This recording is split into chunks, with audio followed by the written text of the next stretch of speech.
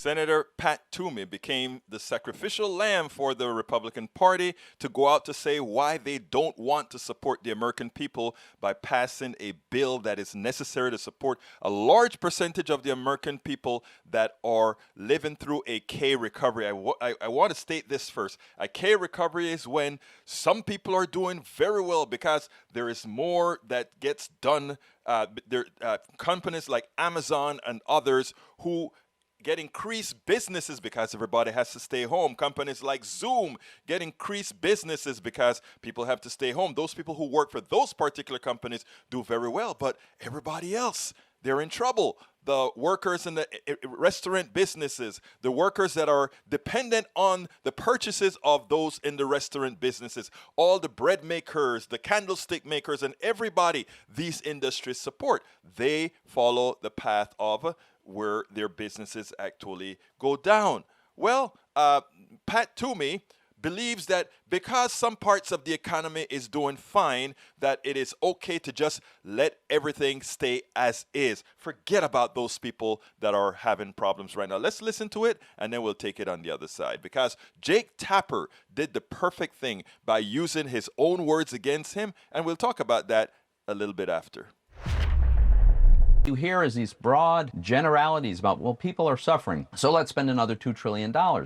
It's not the right solution. So much money has already been allocated for these things. So let me ask you, I mean, you talk about how the economy's improved, and the economy is improved, but the U.S. is still down almost 10 million jobs since the pandemic began a year ago. Job growth is crawling. Right. We just got the jobs report, only 49,000 jobs added in January. I mean, that's really bad, with 400,000 Americans taking themselves out of even looking for jobs. 24 million Americans don't have enough to eat. The CBO says it's going to take until 2024 to fully recover without sizable relief. How do you explain your opposition given those facts about millions of struggling Americans? I mean, we've allocated money for these purposes. And by the way, CBO is projecting that we'll have almost 5% next year if we don't do an additional bill. While President Biden has given some great speeches about unity, he's governing from the hard left. This is a list of liberal Democrat wish lists for massive spending and don't let a crisis go to waste. People remember that we did have an economic crisis, and so try to load up as much spending as possible, irrespective of the need. By the way, how do you know that?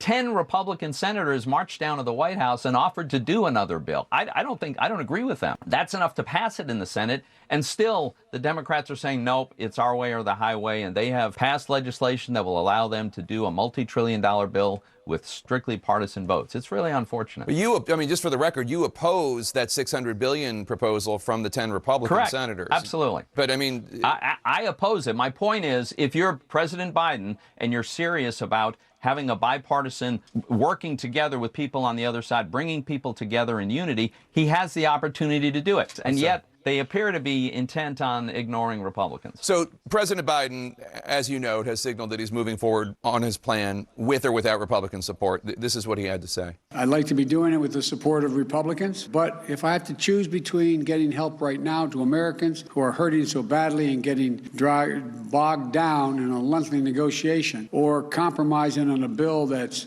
up to the crisis, that's an easy choice. That sentiment actually sounds a little bit like what you said when you wanted to pass a bill that you supported with only 51 votes after Republicans won in 2016. Take a listen. I am hoping that our Democratic colleagues will work with us so that we can begin to make the constructive changes that we need. But if not, I think we should use all tools available to get this job done. So how is what he's doing any different from what you said? Because I was talking about tax reform, and these are very dissimilar, Jake. I think it's also worth looking at some of the particulars. There's the unemployment benefits.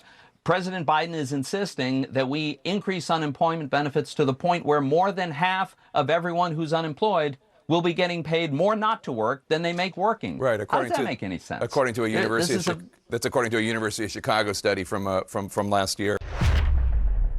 It is clear that what Toomey and many Republicans believe it's, okay, we'll negotiate with you. We'll negotiate with you down to what we want. And then that's bipartisan. Then that's unity. In other words, you won, but it's not about you giving the people what you promised them and won with. It's about unity when we are in control. And the great embarrassment there is when Jake Tapper showed Toomey, hey, look, when it happened to be tax cuts, you want to say, if the Democrats don't want to come along, we're still going to give the wealthy, we are still going to give the plutocracy all the money that they want. But when it comes to helping the average American citizen, to hell with them. Let them eat cake. Let them wait till the economy decide to recover on its own. Let's make sure that we do the same thing that we did to Obama that we're going to do to Biden. Hey, but wait, he has 10 Republican senators. He could work with those 10 senators. And you know what?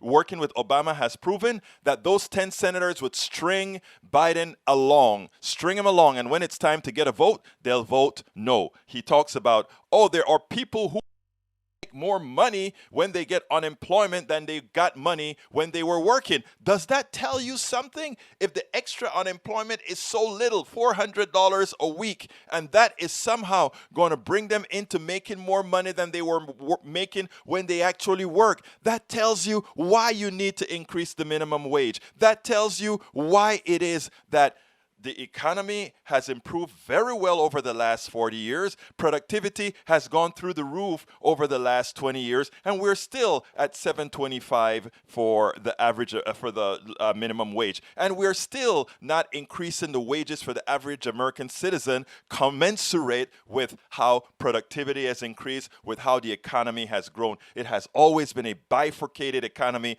that only helps a few.